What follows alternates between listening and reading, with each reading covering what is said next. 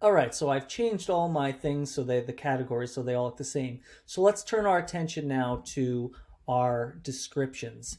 And so we've already grouped these things pretty good and they look pretty good grouped. But this is kind of big for me. It's the same size as this. So we're going to change that. We're going to make that a little smaller. Again, this is at 12 points by default. That's a little big for like regular reading text. So I'm going to find in my thing here, my description, and double click on that. And let's look at our notes of what it's going to be. So we're going to leave it at Minion Pro, right? Because it's all connected to this.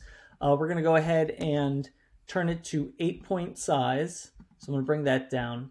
Now, one thing I like to do with reading text is always put some extra tracking on it. So my default tracking is usually 20 that I put on any kind of reading text. I automatically start with 20 as a value and then adjust from there. I like just to loosen up the text a little bit. I'm going to change the leading to 10 so that it's not auto. That'll give us a little bit bump down.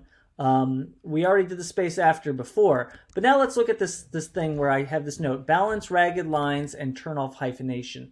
And this is where I don't know if I want to decide that. So I'm going to hit OK for now. And then I'm going to go back in just so I don't have to go reapply those if I hit cancel because I don't like it. So let me actually move this so you can see this. Stop. Right, there we go. Okay, there we go. So let me bring this back up. Sorry. I'm going to get the description tag up. Okay, so we can, the thing about these texts is we want probably for these lines not to be, I guess, terrible and ragged. Now there's only 2 lines here. I don't even know I mind so much. Like I don't mind this one, the long-eared owl in Iowa.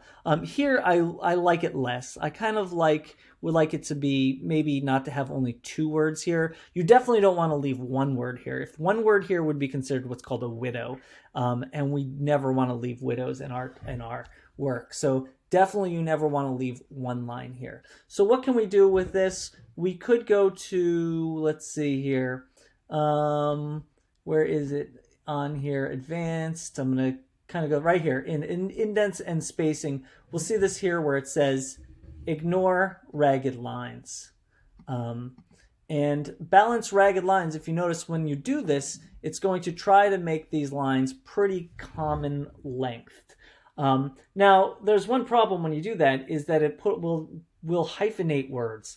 And when we have this small of text, we definitely don't want to have hyphens. It's different when you're setting text for this context versus, say, doing like paragraphs of text. So when you have this small of text, definitely don't want hyphens. So we can go in, we go to hyphenate, and we say, just don't hyphenate, right? And now we can leave it like that. If I hit OK, it's fine, right? Now, maybe you want to do this manually instead. You could do it this way. I'm going to hit Command Z. And if we wanted to do this manually, the way that we would do it is to put in what's called a soft return. And when we put in a soft return, we actually don't put in a new paragraph context. We just tell it to basically break this text at this point. And the way we do that is to hit Shift Return as a special space. And then we could control it because I might like that better than the way it was doing that.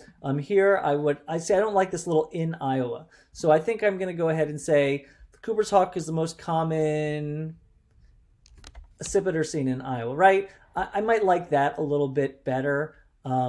Right here, I might do this. So with such small amount of text, and here, right, this one is putting in a hyphen, so I'll go ahead and just put one there. So really, you have 2 choices. You can either let InDesign make these choices for you, or you can be the type of designer like I am, who is more than likely anal, and will go ahead and say, well, I want to break that one there, break this one there. So you have those 2 choices.